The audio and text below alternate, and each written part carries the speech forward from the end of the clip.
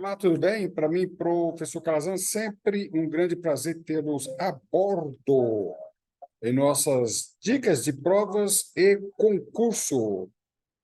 Na realidade, isso aqui é uma iniciativa, né, do Calazans Provas e Concursos. E a dica que nós vamos dar hoje, ela é simplesmente excelente para provas e concursos no que se refere a múltiplas escolhas. E eu vou dar uma dica aqui sensacional que vai proporcionar ao candidato um conhecimento para que ele possa ter o melhor aproveitamento em curto espaço de tempo. Um dos problemas de provas e concursos é o tempo.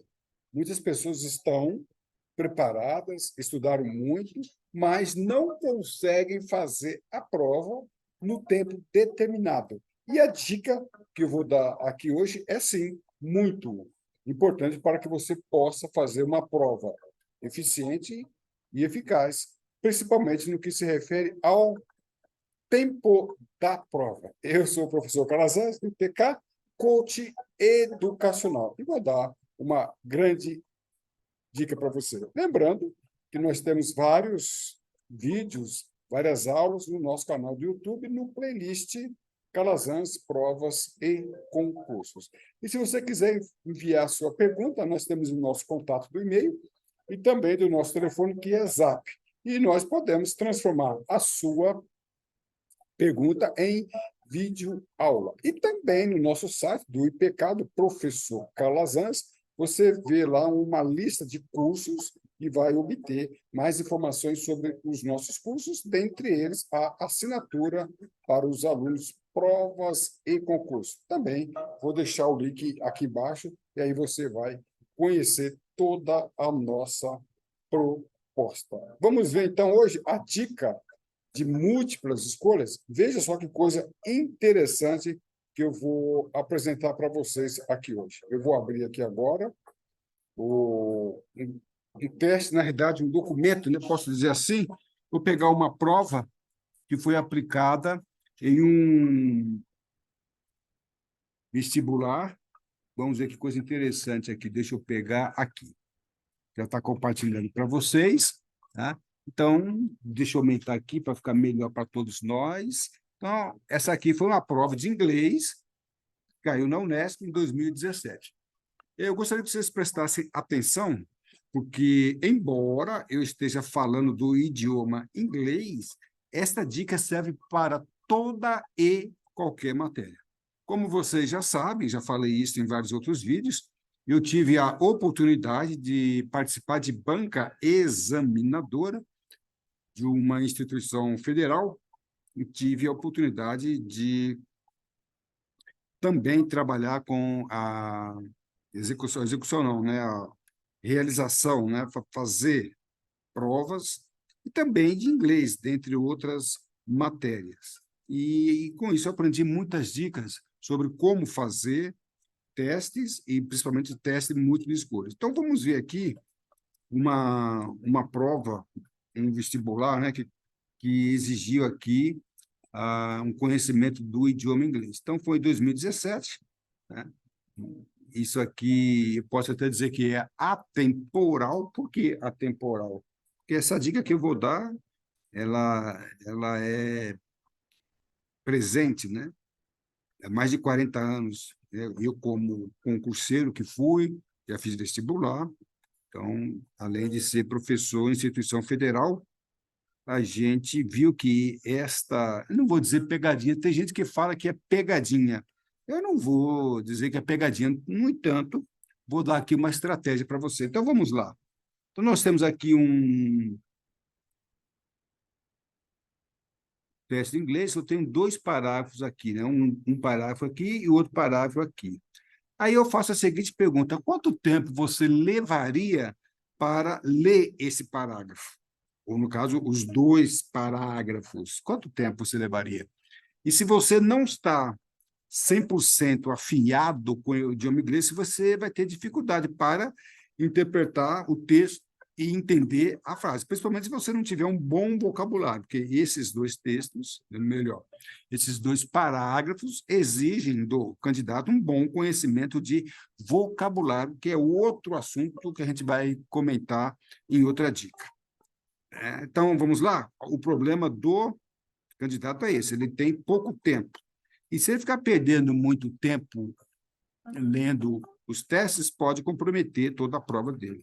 Então, vamos ver. A dica que eu dou sempre, repito, embora eu esteja avaliando inglês, isso serve para todo e qualquer idioma.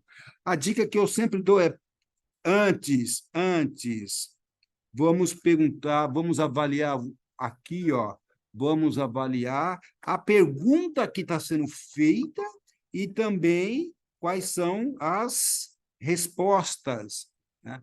Então, vamos lá? Dica para o candidato. Antes de ler o texto, leia as alternativas e também qual é a pergunta referente a elas, tá bom? Então, olhando as alternativas, nós temos aqui, tá, que está sendo avaliado um ponto gramatical bem importante. Pode ser referente aqui aos verbos modais, as três primeiras alternativas se referem ao verbo modal, e as outras duas a tempo verbal. Então, eu não sei o que ele vai me cobrar, mas o meu cérebro, isso aqui já é neurociência, tá? Quando eu leio as alternativas, acende uma luz no meu cérebro. Eu não sei o que vai ser cobrado. Contudo, ou vai cobrar verbos modais ou tempo verbais. Used to, tempo verbal. Going to, verbo to, vem tempo verbal. Used to, tempo verbal. Coisas que aconteceram no passado e não acontece mais. Going to, futuro. Must, could, may é o quê? Tempo modal. Verbo modal. Então, vamos lá? No trecho do segundo parágrafo, no trecho do segundo parágrafo, então eu não vou precisar ler o primeiro. Eu posso descartar o primeiro. Já estou ganhando tempo aqui. Olha só que coisa interessante, falei de tempo. Então, no trecho do segundo parágrafo, tá? Aí vem lá o texto, né? The city has to before everybody. A expressão em destaque pode ser substituída. Então, qual que é a expressão em destaque?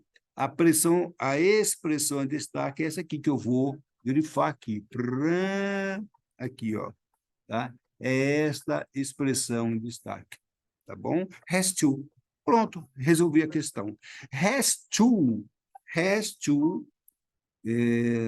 na gramática inglesa, é sinônimo de must. Então, o verbo must matou a alternativa alfa, resolveu já o problema. Tá? Resolveu o problema. Está resolvido o problema. Então, vamos lá? Has to.